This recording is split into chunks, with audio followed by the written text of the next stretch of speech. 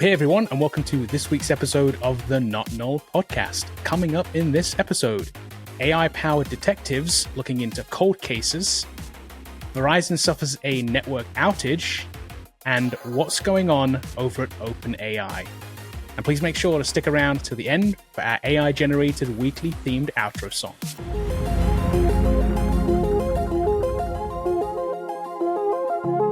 Welcome to the Not Null Podcast. I'm just an AI voice. But here are your real hosts, Kevin Doyle, Bobby Davis, Paul Bratslavsky, and Sarah Kimmel. In a story that feels straight out of a gritty sci-fi movie, a police department, which just so happens to be in my motherland of the UK, is testing an AI-powered system to work on cold cases. So Avon and Somerset Police Department in the UK, southwest of UK, are using this application to work on some cold cases. So here's what they're doing. It's a test, right? So here's the first thing about this. The app's called Soze. If you kind of recognize that, I'm pretty sure, though I couldn't confirm it, that it's actually named after the Usual Suspects character Kaiser Soze. It's spelt the same way. It has the same umlaut on the O. People have so I'm guessing, because there's no other meaning for that word. Well, there is a meaning, but it doesn't make any context. This has context. Like if you know Usual Suspects, like Kaiser Soze is a character in that. So it makes sense for this to be called that, I guess. So I was like, wow, okay, cool name. I like that. I do like that. It is an Australian-based application developer called Acodis, I think is the name. Isn't that where you guys sent all your criminals to begin with? I mean, maybe there's a tie. An island. Getting scammed. Maybe there's a tie here. Acodis, actually, by the way, also, I thought I recognized this name somewhere. And it's because they're one of the partners with Mercedes F1 team. And I'd seen their branding on the Mercedes car. They do something to do with sustainability and data analytics for the Mercedes F1 team. I was like, oh, that's interesting. So they're in plenty of buckets. They're not just in criminal AI, whatever you want to call this, criminal analysis of AI. But what they do is, if we go to their website here, those that are viewing, you can see here some of the strengths that they list of this. Basically, it takes an entire digital footprint for somebody and analyzes it. Right? That's its not intent scary here. at all.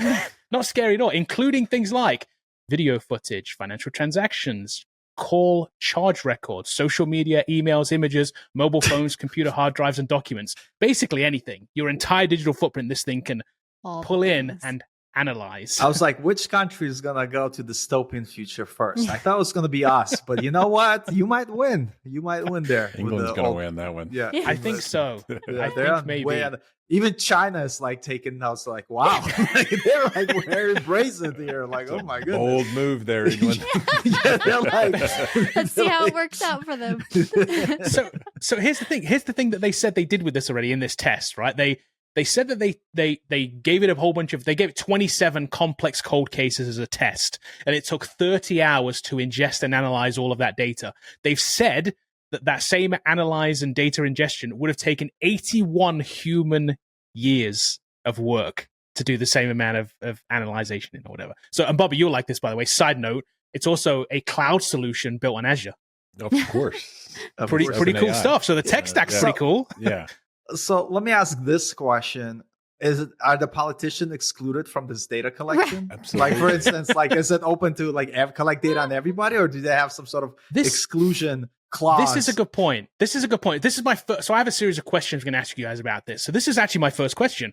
What do you think about the data rights and the security in this app? Where do you think this data comes from? And does it suck up everything? I was going to quickly add to that. I like how UK leads the way of the internet privacy and how they have these things to protect you from the corporations. But then I think the EU does, but don't forget the UK isn't in the EU anymore. Right. Never mind. You're right. I completely forgot. I think if the UK was still in the EU, they wouldn't even be testing this. Dude, they're totally probably oh man, yeah. They're definitely wasn't that movie V for the Vendetta, which basically corrupt, and it's when is that? When are they creating that superhuman soldier to free the people? Several from movies this have blown up corruption? Parliament. So yeah, exactly. Yeah. I think they're really trying hard to make it a reality. It looks like. So wait. So this is an Australian company. Where do you think all this data must come? Well, I'm guessing. Well, so they're feeding it this. So that they're feeding it 27 complex cases of data, right? I'm guessing though it's also not just it can't just be data collected for the cases, right? Or maybe it is, but maybe they have some other data that they're also matching it against or something. I assumed it was just data from like the case file. I'm going to say that they're collecting like not just data from the case file, but they're collecting like, you could call like avatar data, like data on that person, Sure. and then see the correlation, like, because there was a study somewhere, and I like can't remember where it is, but where they were trying to, based on your preferences, shopping and the things you're buying, how you're living your life, try to figure out how likely are you to commit a crime. And so I think what they're doing is they're literally collecting all the data, and then they're trying to see how likely someone is to commit the crime. And then from the other side, they're trying to see like, what can we throw at them, you know, to put them. Thankfully, that failed, which does lead me to my next question. Which is crazy. Does it is crazy they even tried it. Does any bias in the training data bother you for this? Because that's what happened with that. Because the bias in the training data was the issue. So here's the thing I'm going to say, like, if I, like, let's say if I lived in UK and was a normal citizen, if I put my name in the system, I'm sure it comes up and you're going to have in-depth, like detailed data on me. Take any name of any politician. God, I will bet my life, like living your ass, that it's not being indexed. Because no, we live beyond the law. Like we make the law, we make these systems, but we don't participate in them systems. Just to be clear, everybody, this is Paul's conspiracy theory. Yeah, it's a conspiracy theory. That's definitely not what's happening. Are you kidding me? Why would anybody do that? That makes zero sense. Why would you have this population of the few? Like all of a sudden, we notice next week. I look at the stats for the podcast, and all of a sudden we have no listeners in the UK. I'm like, what happened? Like that. Listen, not even that. Like we just got I think like I won't be here. I think they'll be like, man arrested in U.S. conspiring against UK. I didn't do anything. I just said that. I swear. I just said this should be even. Like everybody should be. I think like whatever. Like yeah, because that just definitely biased. So sure. Depending on what they're doing, they're probably if depending on how old these cases are, if they're cold cases, if they have cell phone data, they're ingesting that. So let's say if someone's killed on, I don't know, Baker Street over there in front of Sherlock Holmes' house. They just look at cell phone data and see who was there. Right. And then those are our suspects that we know of. And so okay, do you think it's that wide then? Yeah, but do you think it's that wide as to like it's who was there? So they have all the cell phone records for everybody? Right. They have 100% the whole cell phone. And what if you don't have your cell phone on you when you were there? Like, I know. That's you don't get included in the Then they take traffic cams, which they've had for years, and then they try to face match everyone that was around that area. This is what I'm wondering. I'm wondering if this system does that, or whether it just takes, as Sarah predict, or is suggesting that it just takes the case records. So if it's already a part of the case record, then it can take it and it can try and find patterns. Or is it wider and it can take everything and it can look at all cameras and all cell phones? And they haven't really said. Yeah. Let's take a guess. If they can, would they do it or not? Of course they would do it. Like, I mean, it only makes sense. It's like if we have this power, like, you know, because the idea, it seems to me, it's like they want to create a system where people are like even afraid to speak their mind. Like in that movie I saw, 1984 or whatever, that other movie. Not really happening now, but I'm just saying, like, if you had a system of surveillance that, like, so here, like, just an anecdotal example, like, you see, like, so many folks when they talk stuff on Twitter, like they could get in trouble, you know, and because like the stuff you say does matter. I'm not saying that people shouldn't like, you know, speak their mind, but I think like it's like when I go to my girlfriend's parents' house, like I'm not gonna act wild. I'm gonna be responsible and presentable and talk about things that they want to talk about, right? I wouldn't be like, you know, let's get drunk, you know? And so like you kind of police yourself in a sense. And so I'm thinking if you have this type of society where everything you do is being indexed and visualized, it's like, do you just act a way in public that's totally different from like what you are? And basically you have this act you put on. But I think ultimately there's more than that though, Paul. You've got to forget your digital footprint would give you away because your digital footprint also includes things that happen in private. Right. Well, right. And but that's the thing that I'm saying is that wouldn't that type of system train people to literally just be these avatars in like public, like, because everything is watched. And back at home, people like going to be like very like, you know, like, I mean, they're going to be afraid everywhere. I remember when I lived in communist Russia and I left, I'm like half Ukrainian, half Russian, for those people are wondering. And I went back like 7 years ago. I still had people from the old Soviet Union who lived under communists afraid to speak in public. So I remember one like elderly lady, she wanted to ask me a question about what it's like living in America. She literally like waited till we were hiding in the closet to ask me that, because there's that fear. Yeah. And if you kind of have technologies where people are afraid to like even speak publicly, and like it could not even be like, so the point I have with this, like maybe right now saying like, I hate donuts is fine, but somebody decides, you know what, hating donuts is wrong. You shouldn't say it.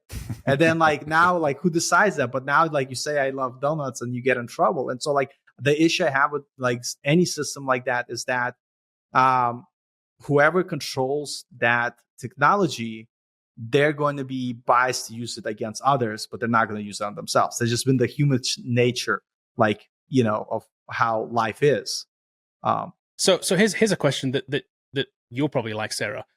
What do you think? How do you think like the would AI analysis meet like a legal standard? So this is exactly what I was going to speak to. So Okay. I think it wouldn't, and I don't think that it would have the ability to capture the nuance in some of the evidence. So I have an example of Lori Daybell or Valo Daybell and Chad Daybell. They killed Lori's kids and Chad's wife in Idaho, right? Both convicted, so I can say they killed them. And there was 8 hours a day of recorded jail phone calls between the two of them. Wow. And the officers that had to listen to 8 hours of phone calls a day, like this was painful. But a lot of times they were speaking in code.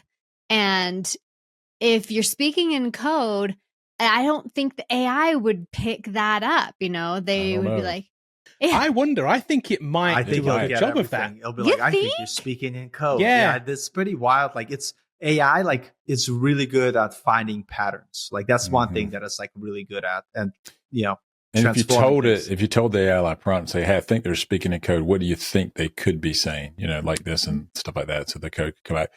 But I think it gets further than that. It's number one, if you have a crime scene, you may or may not have DNA evidence. And we're seeing DNA databases right now being used to solve crimes. But they're already partner with phone companies to get all the phone records. They already have the bank records. When's McDonald's saying, okay, for every cup, we're just going to register that DNA in here and try to tack it to somebody? Oh, wow. Yeah. So like, and then they have DNA records on every single person in the UK. Then it'd be pretty easy to like, match somebody real quick. Yeah, match them up. And then so while what your question is right, Kevin, could it prove it? No, but it could probably identify a person of interest, and then they would go out and find them. Right, and I think that's the point, right? But then would it hold up to legal like scrutiny? Is my question. Like, let's say, because a lot of times what can happen is, let's say that you do like in the US, you have like a search right of something, but you don't have the correct like search warrant or something. Fourth Amendment. That evidence becomes like inadmissible, right? You can't use it. Yeah, right. So I'm wondering if there's something similar here with AI. Like if AI points out this thing, would the defendant show up to court and be like, well, it's AI. Here's how an LLM works. It just predicts words. You can't use that as evidence against me. You didn't have the right to get that search warrant because you didn't have the initial evidence to do the thing to find the thing. But how many people are going to be that smart? Like, I think like it might be like two. I wouldn't. I'm not that smart. Right. That's what I'm saying. But I'm saying that maybe they're going for like two-prong approach. One is making a system that does all these things, accurately captures all the information and does this, but also just talking about the system that they're building. Like I said, like when I was growing up, like my grandmother, like she would beat me if I did anything wrong in Ukraine. So whenever I was like around her, I was on my best behavior because I knew that she's always watching. And if she isn't, she'll probably know. And so I behave differently, which is fine. I get it. But like, imagine that's like, a country system where that's basically a grandma that's watching over you, that's going to police you for you just thinking the wrong thing. So like the issue I have with that is going from like wrong think where you didn't act on something versus actually committing the action, right? Because like even Dalai Lama in one of his books, he's like, I had a thought where I killed my parents. Like, you know what I mean? It's like, but he never acted on it. So the issue I have with this is like, where's the line? Is it you thought something and you got in trouble because we collected all this data? Or are they going to basically, you committed the crime and they caught you, and now they just need that evidence to take it over Yes, I the think line? that's it. That's what they're using this for. Yes, they're trying to say, let's say I've got this case and I have all this evidence and we never solved it. So we give all of this evidence to the AI and we say, hey, you see any patterns here? And like we said, AI is good at recognizing patterns. So maybe it does see a pattern. It says, well, actually, yeah, your suspect B here was actually in the vicinity and there's this tying him and this tying him. Oh, that was that email that he sent that said this word that also ties into this telephone message that no human could ever put together because there's 7,000 hours of telephone conversations. Right. But I think go ahead. I was going to say, I agree with that system if there was still this huge emphasis on physical evidence gathered. So you don't go on. I think there still has to be. Yeah, yes. right. And then I don't have a problem. It's in America, there is. Right. I think in most countries. No, not in most. We've got a jury of our peers. I think in most. Fourth Amendment, there's a lot of things we have that don't exist. I mean, it's definitely more government sided than it is person sided in the U.S. for sure. But I do think that the thing it runs into is the crimes. A lot of times we say, oh, it's a murder, we should use this to solve murders. But then the governments, these evil governments, invent other crimes to get after their political rivals. And that's the problem. They can create a crime and then make sure you violate it. And that's the thing that I think freedom of speech and those kind of things have to still be protected in this kind of stuff. I don't know. Should every bank transaction you make be recorded, and every phone call you recorded, every email you recorded? They already are. Yeah, I know. They are in this country. Literally, they can look I at know them they right are. now. Yeah, that's what Charles Snowden Don't forget, told us. there's Yeah, exactly. sure. Well, Edward Snowden. Yeah. Well, and don't forget that ended up being true. Don't forget they put that thing. Remember the thing about $10,000 international monetary transactions for the U.S. The Bank Secrecy Act, 1970. Right. Well, there's something that a lot of people don't realize, that every transaction above $600 gets reported. Yeah, and then they look for structured payments inside of banks too. So exactly. So it's all going out there anyway. It's kind of crazy. So as long as all of the data that's fed into the AI is legally obtained, then I think what the AI spits out that can point them in the right direction would be admissible. This is how we got from point A to point B, and now here is all the evidence that proves point B. And we got all of point A legally. So we're not, data mining illegal information or whatever. I think tying the dots together is going to be the thing, isn't it? If that's the case and that's what it does, I actually like this. Yeah. So if, like I said, if it's used responsibly, and then at the end of the day, they're going on hard fact proofs rather the hearsay of the AI system. The question I was going to ask, how's that going to work against defense lawyers? Are they going to have their own AI system that's going to do counterpoints and create, 100%. which is insane. Yeah. Which is insane. It's what is this world coming to? So I'd be interested to see some of the outputs of this. If they could give us an example of a case, we took this cold case. Sure. And here's if it goes all the way through and they do something with it, I would love to see a story on this that says, oh yeah, we used the AI, it did this, it told us these points, something we hadn't seen before, and we brought in so-and-so and he confessed or something, that would be nuts. And I could see this was manually done, but I could see where an AI would be able to bring it from point A to point B. And that's, I don't know if you heard about the University of Idaho 4 students that were murdered. So the person accused of killing them has not been convicted, Brian Koberger. How they got to him was crazy. So they took ring cameras from all over the place, was looking for a white sedan, and they traced the white sedan going from the house that had happened through all these ring cameras and security cameras back to the University of Washington. And then at the University of Washington pulled all of the people who had that car that kind of matches that description, and then went from that car to narrowing it down to this one person. And then they had some DNA at the crime scene. They went to, they basically followed him back to his house in Pennsylvania, and took the trash from the house in Pennsylvania, found some DNA on the trash, and matched the DNA to the the person whose DNA was at the house is the son of this person that they have the DNA and I'm for. sure that tracking him back was hundreds and hundreds of man hours. Right. Whereas you're right. I think this is a case where AI probably could have done that. Exactly. In way less. Yeah. In way less time, yeah. They had cell phone data too, didn't they? Didn't they have some kind of cell phone Well, yeah, but they tracking couldn't get the cell phone data until they had him. Like, once they had him and had his phone number, then they were able to pull the phone records for him. But to get to him, it was that car and tracing it back. Interesting. As they keep hundreds of hours. I'm just going to give them a tip. Whenever they implement this system, the report that they give should have a name, and they should call it Minority Report. Yeah. Here's the minority report report for this case. Yeah. Yeah. Person of interest. Person of interest. Yeah, exactly. I love it. I would not be shocked if we don't see this in the US too. I really wouldn't be. I don't think it breaks any laws or norms that I can see. I Fourth think Amendment, it does. I don't think it does. But I was going to say, if the stuff you put into it is obtained through the Fourth Amendment, I don't see how it would break it. I was going to say, the way US functions, and this is me moving to US from a communist country. It's they're oh, we'll never have it. They have it. They just don't talk about it. It's that's how it works. We're just not going to talk about it. It's they're already using it. Yeah, we already got this. How did they trace that car back? They already used it. Well, remember, for the longest time, we weren't going to talk about the DNA from Ancestry.com. Remember that being a thing? We weren't talking about that. How'd they catch that guy? Remember that? I think it was the BTK guy or whatever, right? I think they catch him through one of the Ancestry things through somebody else's DNA. But it was but they didn't mention it until something big happened. It's oh yeah, we've been using that for years. Yeah. They've got DNA databases. Yeah. It's just. Yeah. It's cool. It's cool. Don't worry about it. All right. So I have a few friends in North Carolina. They might be on this podcast. And there was a hurricane last week. And I was concerned for my friends in North Carolina. I'm are you guys okay? Everything okay?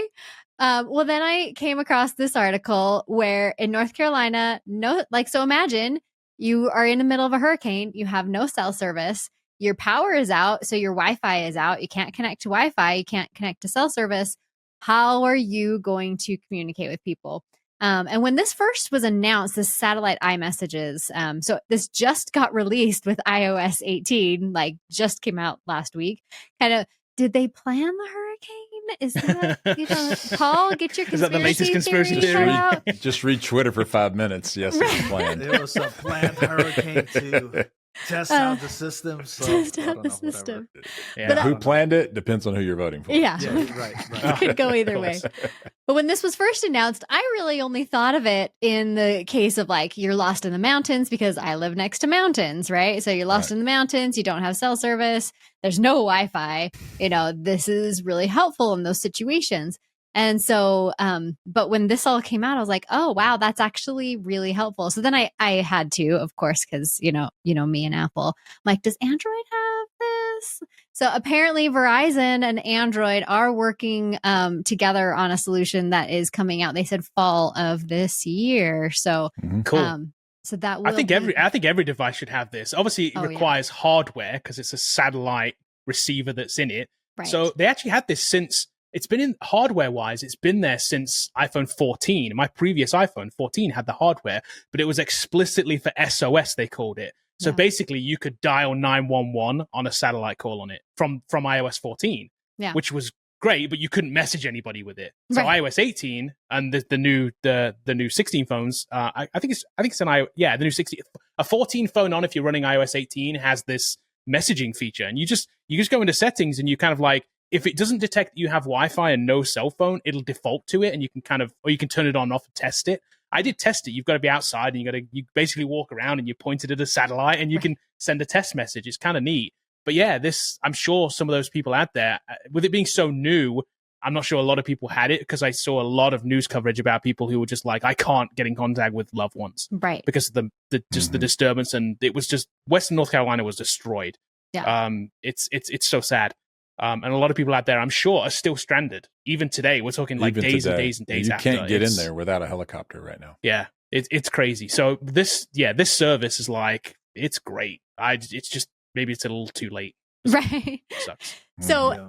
it kind of segues perfectly into the next thing that I was going to talk about is that Verizon had an outage. So again, this could be really handy if Verizon is down and you can't text or anybody, say you're not near Wi-Fi. I mean, almost you're always near Wi-Fi, but you're in the mountains or, wherever, and you just don't have cell service. You can still reach out to somebody through these satellite iMessages, even when Verizon is down. So I also did I tried to do some digging as to why Verizon went down, and I actually experienced it too because I'm a Verizon customer, and I my phone, it was like not working, and I was trying to send a text to my son, and it said like it couldn't send, and I tried to send a text to my roofer, and it couldn't send, and I was like, oh, that's weird, and so I did what I do as an IT person. I rebooted my phone, and everything was working fine. So I thought it was just a me problem at first. And then I saw on Facebook all these people saying like, oh, it's not working. It's not working. I was like, oh, just reboot. It's fine. But that didn't work for everybody. That is funny though, that it did work for you. I wonder if know. that was just coincidence or it was some kind of software issue that you just re-triggered. Yeah, I don't know. Or maybe I just switched like tower when I rebooted or something like that. Maybe. But whatever happened, it worked. And like, I had no idea that there was even a problem with Verizon, like globally, not globally, but like across the entire states, until I started. So there is no seeing official reasoning, right, for this? There's they haven't given not. an official statement. Yeah. So did you run across the conspiracy theories or what? No. Did you... I was trying to find Go for it, what Bobby. they What were are they? like. What are they? I know you I like saw to them go on to X official this morning. sources, so I was trying to find like what Verizon Well, said. I mean, Yeah. What did the news? I mean, X. I mean, Twitter the is conspiracy official theorists say. Right. I mean, they tied it to the hurricane. These conspiracy nuts that China sent the hurricane to kill us, and then they hacked into Verizon at the same time. So people I'm like, well, it's a hurricane. China's powerful. They're not that powerful. You know what's crazy? Like me, like I love me some good conspiracy theories, but even I'm like, oh my god. If you can't convince Paul of your conspiracy, that's too I ridiculous. mean, It's too way out there. come on. I mean, so many things are wrong with that whole statement. I It's know. a Like, hurricane. so number one, if China could send hurricane to kill us, they would just send one every day. Right, That's right. like Spin another one up. Let's go. Yes, let's go. Let's keep going. So, but maybe they were hacked and they don't want to talk about it. I think if they were that's hacked, probably what it is. they'll tell us eventually because they'll have to. say Yeah. that. The FTC is looking into that and the AT&T outage that was like for 12 hours earlier in the year. I think the way it works, like if you got hacked, like there's this process you got to go through where you do like your research and like whatever, and you write the report, and then you wait a little bit, make sure that you fix everything first, and then you disclose the whatever happened or the vulnerability. And if it was a hack, it probably is some kind of state-sponsored hacker group or something. Usually, I mean that's usually what they're doing, but But they didn't spin up a hurricane, right? And they did not spin up a hurricane. So, I was gonna say though, like just back to the previous point of like, I'm always like dystopian world is gonna come upon us. But at the same time, like when you have like kids or even I, like one day was like, I'm so bad with maps, and this is when only flip phones existed. I got lost hiking, and I thought I was never gonna find my way home. I literally thought I was like, this is it. And my phone battery died. And I just remembered this dread, like being like, oh, no one will ever find me. And I think having these technological tools that kind of have a safety mechanism of able to like find you if you get lost or your kids or like whatever, I think I think that it would help the world to be better in my mind.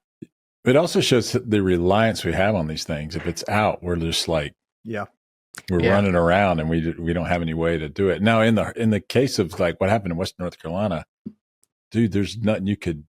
A lot of people are blaming them like for not evacuating, and people just don't understand. This is in the mountains of North Carolina. Like, you don't expect this to happen. I mean, it's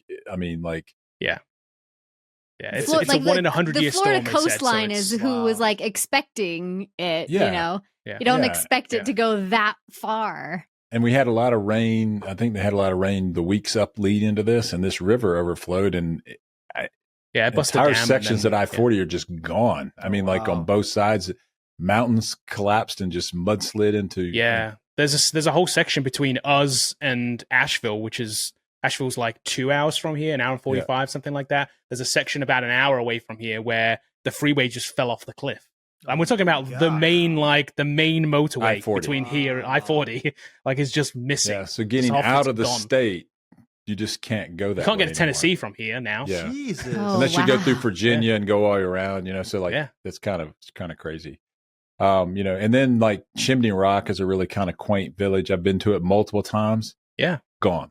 Wow. Just wiped off the face of planet Earth. Just gone. And it's just like, because it had just flooded through there, and it's just really sad.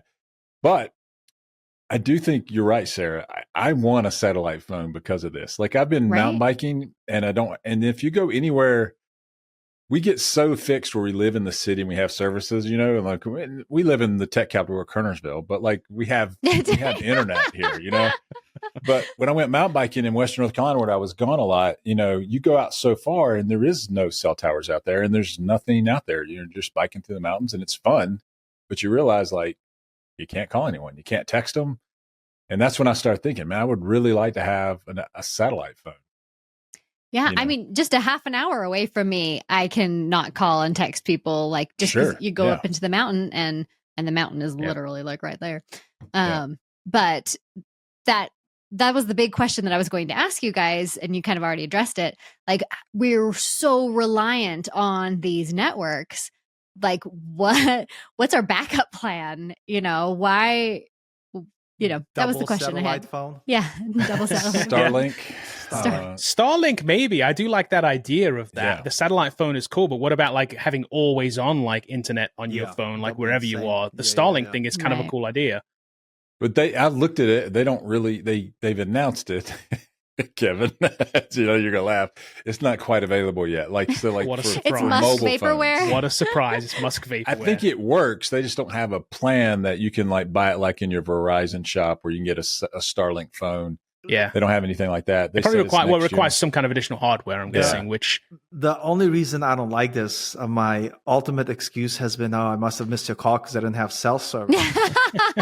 And so now it's like people are gonna be like, you can't use that phone. It's not a thing. It's not a thing anymore. But I also think it's one of those things that's like it's a backup too, right? Because you can't have it as your primary carrier, because if you're inside, it's not going to pick up the satellite. Right. So the times it's like it's a secondary thing. So how much are you going to pay for it as a secondary carrier, for instance, is where you need it? It's like it's great in an emergency. It'd be perfect for this, right? But are you going to spend the extra $100 a month for the one time a year or one time in a decade maybe that you're actually going to use it?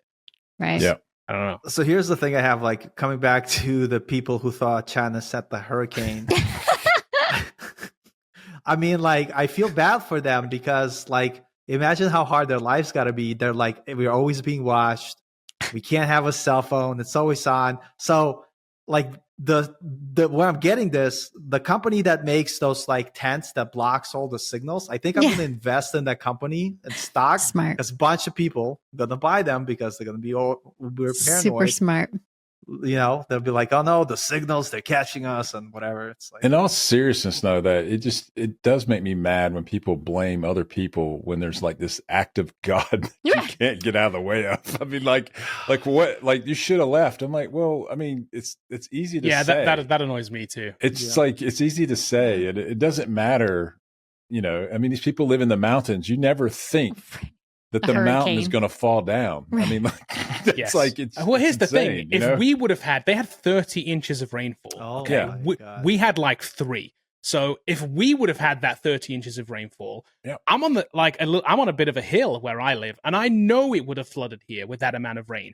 I wouldn't have evacuated because I didn't know it was going to be that bad. Right. It's never flooded here before, but I'm sure that's why I say it's 1 in 100-year storm. You can't say you should have just gotten out. Like, no, that wasn't even on the books. Yeah. And then there's a lot of people, especially in Western North Carolina, like getting out. That's not really an option. Like what? Where are they going to go? Where are they going to go? I mean, like, what do you do? Like, you go get a hotel for a week, a month? I mean, hindsight's 20/20 always. Sure. But it's just kind of kind of sad when people blame others for and there's plenty of people that haven't left Florida, and got in trouble and stuff like that. So I mean, you just go and help them if you can. All right, this could be a weekly segment. So we can talk about what's going on at OpenAI, seemingly the most valuable company in the world, definitely the most valuable startup in the world, the one that everyone's talking about. And there's a lot of things going on. Apparently, OpenAI is losing $5 billion a year. And we've been talking about this for a while. And $5 billion per year. Wow. After, and it's kind of funny when you read this article we have in Fortune here, if you read through it, it says after they paid operational costs and other costs and salaries and stuff like that. So apparently all of the overheads and things like that up until this point haven't been reported. So they were saying, yeah, to run it, we're losing money. And we got to pay people. And there's this little thing called electricity. They're paying people a fortune because they're trying to get the best of the best in there. The salaries they have to be insane. I mean, have you seen his new car that he's been driving? Yeah. I mean, of course they're losing money. I mean, is he 16? Because this picture of him looks like he's 16. Listen, I just love. Is he allowed to drive? I just love the fact, like when he was, and again, like he could do whatever he wants. I just thought it was like hilarious how he's like, "Oh, I don't need money. This is nonprofit." Like blah blah blah blah blah. And then you see him driving the fancy car. Now the company's all for profit. Well, people are leaving in droves because they're like, what is happening? So that's the weird thing. Here's a couple of things that are going on that I find just weird. Number one, they're converting to something called a B Corp, which is mostly, it's a C Corp, but we also have some other interests. So they say, while we are for profit, we could have some other interests to benefit humanity, whatever that is.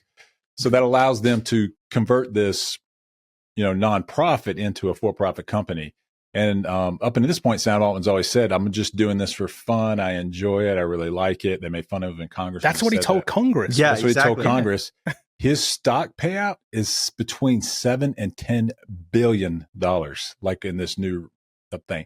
Now, what's funny, and you'll find this funny, Kevin, Elon apparently invested in the original nonprofit at either getting nothing. 50 million to 100 million, gets nothing out of this. And so he's like, and they said, I know, but their excuse was when the lawyers apparently they're suing each other. The excuse was, well, Elon has enough money, and that's like, well, that's not right. I mean, that's like, not right either. I don't like that. It's like that's not the reason it's going to hold up in court, is it? They're valuing this company at $150 billion, and so they're getting a second round of funding, which is going to be $7 billion. They're going to get another $7 billion, but losing $5 billion a year. So that's kind of weird. That's going to last you a whole 12 months. It's going to give exactly. So their road is another 12 months. On top of that, now they're raising prices. And so the price ranges are, it's $20 a month now for OpenAI. It's going to go to $22. And they said over the next 3 years, it'll rise up to $44 a month. Jesus Christ. Wow. So that begs the question. Okay, here, let's quick hands up poll. $44, who's buying it? No. I'm not buying it now, so no. Note for the record, everybody, nobody put their hands up. No. $44. That's ridiculous. So here's the other thing that's just weird. So Apple has come out and said, we're not investing in this round of funding. So they had asked for $6.5 billion for the OpenAI round, and they said they turned it down. There's probably a lot of reasons behind that. That money goes to Microsoft, and they're competing. But the other thing that's just weird is the CEO. Typically, if you're in a startup that's valued at $150 billion and you're getting ready to get this second round of seed money, the most valuable company in the world, and you're the CEO of the said company, you would stick around, right? Well, them and a lot of other people are leaving OpenAI. Why? It's because, I don't know, they're saying that it used to be a nonprofit, now it's for profit, and we're mad. I don't think that's the case. But so you're trying to say they have a moral problem with it? That just doesn't seem. I can't imagine that being a moral. They're jealous. Well, no, they would get paid if they stick around. So either they're being forced out, or I don't know, or it's just the whole thing is just there's more to this story than we know, and it's just weird. I think it's just weird. I think they're like Sam Altman told us he's not going to buy a fancy car, and he broke that promise. So now we're leaving because we don't have fancy cars like him, and we can't be part of his club. He was always in it for the money. Yes, he sat up in front of Congress and said those things. He was in it for the money for the whole time, the entire time. He knew.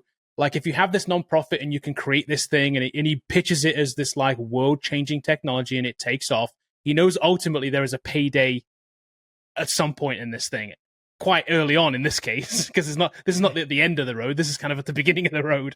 But he has to pitch this thing, and he's going to continue to keep talking about these products that don't exist, that don't AGI. He's going to keep talking about it until he gets his payday, and at some point he's going to walk away, and it still won't exist. Let me ask you a question, because he's a big proponent of UBI. Like, oh, one day if we ever take a job, like, listen, I think it's just he's just stroking you here nicely to tell you nice things. He just wouldn't take hey, UBI. You're gonna make a. He's It's like if you told him, $10 like, if you say like, hey, you got to pay out of the money you make, he'll be like, oh, UBI doesn't work. Forget UBI. I don't know what I was talking about. He's for UBI for 99.9% of people. The 0.1%, which is him, he's happy to take 10 billion. Yeah, that makes sense. I think so. You get that's, Now, the other thing too is he's also petitioning the government, or he's floating it out there. I don't think it's an actual petition yet. Is that he needs a 5 gigawatt data centers, multiple of them that the U.S. government should build to fund AI. And I'm like, why does the government need to fund the for-profit organizations' efforts to create an AGI? So, like, I think that he should pay for that, in my opinion. Or if you can't pay for it, then I guess it doesn't exist. I don't think the government because he's pitching this thing that it's this humanity-changing technology that I'm still saying potentially will never exist. It won't. This guy won't make it. Yeah. He just wants the money.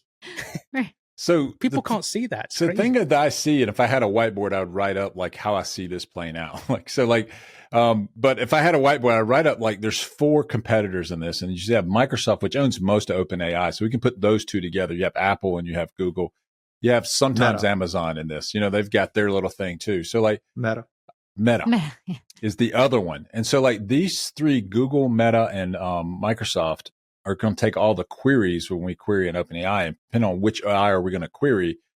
But Microsoft and OpenAI do not have a device, and Apple has a device. And I think that's why they didn't invest. They're like, okay, we'll use it, but we're going to have our own, which we'll say, is it 85% of OpenAI? Maybe it's 85% of it. We'll take all the queries and we'll charge our users to use OpenAI if they want to. I think that, and Google's going to do the same thing on Android. They looked at $6 billion investment, and they basically said, hey, what can we build for $6 billion? Could we build something like OpenAI? And they're like, some engineer there was like, yeah. So that's what they did. Tim, we can't build a car, but we can build OpenAI. Most likely, I'm most wondering, like, I don't know if this is a fact. I'm just thinking about, like, you know, Meta has a bunch of open source like models, and maybe like there's this whole idea of like, hey, we could just lean on this open source model, which is not going to be as expensive, and we could build our services on top of it, and they'll be good enough. Like, one of the things I consider, because I am using, that's actually the first thing that came to my mind. Like, I'm using OpenAI now. Like, I have the $20 membership because I like building apps on top of it. But at the same time, I could use Llama open source, which will get me like most of the way of the use case that I want, and I don't have to pay for OpenAI. You know, like obviously you got to pay for the hosting of your Llama model or like whatever. But I'm kind of curious, like you said, like I'm going to say he probably knew this AI thing was going to be like bubble at some point. And he was like, I'm going to play my cards right because I want to make as much money as I can before this fizzles out. And, and he needs to convince us of AGI in order to get that money from the government. Yeah. And we've seen these guys talk in front of Congress. They have no idea what's happening. These guys can show up and basically just run rings around these people and be like, they will literally convince them of anything. That's anything. Weird. Right. They'll show up. You know that's what's going to happen. They'll say, we need to talk behind closed doors. They've already done this. And I'll tell you everything. And then he's just talking. And then just like, and then you convince them that this AGI is coming and that humanity needs it. And we need to give them $7 billion. All of a sudden it's coming out of your tax money. What's so funny, like I watch like computer scientists have these discussions, people that are actually doing the research, and they're like, we're not going to get there with the tech that we have now. Like, it's not going to happen. Like, there's got to be like a paradigm shift, like all this. And they're kind of like, what are they doing? And but nobody listens to computer scientists because they're not hype spewing. Not charismatic. They're not charismatic enough. They're like, that's why, it's funny because to me, I equate this to like a used car salesman person, except at a very like high kind of like level, like I'm talking like, about billions of dollars and stuff. It's like you got I'm with you, Paul. You got like the car salesman person like here, and then you have like all Like, like he's probably Sam going to Altman. write Sam Sam Altman, Altman. exactly. It But seems like the same skill set. doesn't same it? skill That's- set, no, exactly. Yeah. Same The skill grift set. is strong with this. Right. Yeah. Yeah, exactly. Exactly. I mean, But He'll I tell don't you think- that there's a hurricane that China created, and you'll yeah, he'll believe tell it. you whatever he needs to But tell and you. I just need $7 billion to not let it happen To not- again. Right. Yeah. It Yeah, sounds it's like protection money. I mean, it does sound that way. I mean, like, we'll keep you safe from AGI. I think Right. like when he makes that argument, Elon like asking more money from the government, Elon should be like come back and be like, "You're rich enough. You're rich It's enough like, now, you're rich man. enough now. You're fine. You don't need the money from the government." But the funny part is like I love how like like people who have that much wealth that will never understand and comprehend. I like how like whenever things don't go their way, like because Elon's not getting any money so far unless he sues the daylights out of them. But it's funny how he's mad, but he's like trying to be mad for righteous reasons. But deep down, we know it's because he didn't get the money. Well, it has to be the kid, like whatever. So no, all the other original investors, with the exception of Elon, were paid. I know. So like he's the only That's one that hilarious. did get paid, and he That's put hilarious. in more money than all of them combined. And It's like it's sorry to interrupt because my mind is like it's like reminds me when little kids like, but Bobby got candy, Joey got candy, like Becky got candy. I didn't get no candy. What is happening? you already It's have like- candy, Paul. That's what they said. Exactly. You Yeah. already have too much candy. Look at you. Look at your bag of Snickers behind you. I You're know. fine. You didn't share any of your, but I gave you candy at the beginning. Well, that's basically what is happening. Just like they're trying to masquerade it as they're like some actual like grown Righteous. ups, Yeah. righteousness, grown up. Yeah. I do think there's a bubble coming in this, and I don't know which one of these companies will fail at this. Someone will. And I think that if you just look at the total amount of money they're spending annually versus how much they can actually raise, OpenAI seems to be the likely candidate. Now, will that mean that Microsoft just consumes them? Probably. Microsoft will just rename it to, something else. Something give it- terrible for sure. Yeah, exactly. A really long Exactly, name. Yeah. Artificial chat intelligence. Well, I mean, they can't call it AI, can they? Because we all know that stands for Apple Intelligence. Yeah, they'll call it Yeah, MI. exactly. That's They'll call it MI. Microsoft Intelligence. Yeah, So it'll be a really long name that doesn't make sense. for sure. That's a guarantee.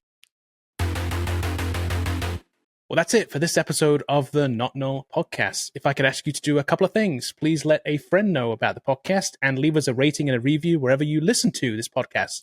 If you're watching on YouTube, give us a thumbs up, like, and subscribe to get notifications of all future episodes. And you can also drop us an email. Where can they drop that email to, Sarah? At first, I was like, wait, where's the email? It's the Not Null Podcast at AOL.com. That's the one. How could you forget? We're I at know, classic right? AOL.com. We're AOL. You can also drop us a text message at the link in the description as well. And we'll see everybody next week.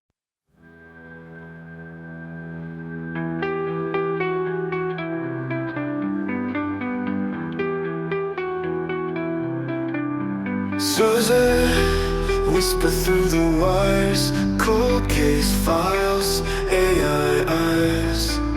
Susan, sifting through the lies, decades fade, truth survives.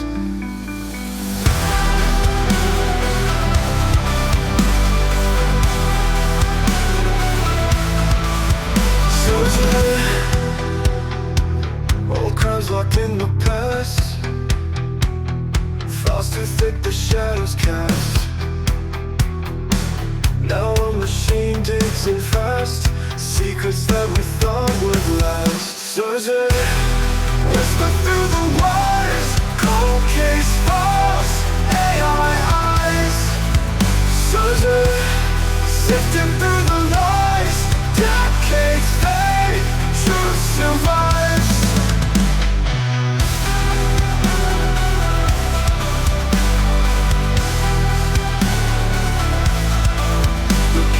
Trust what it sees when it's fed by our own disease. Sifting data through the haze, who writes the laws we obey? Certain, whisper through the wires, cold case files, AI eyes. Certain,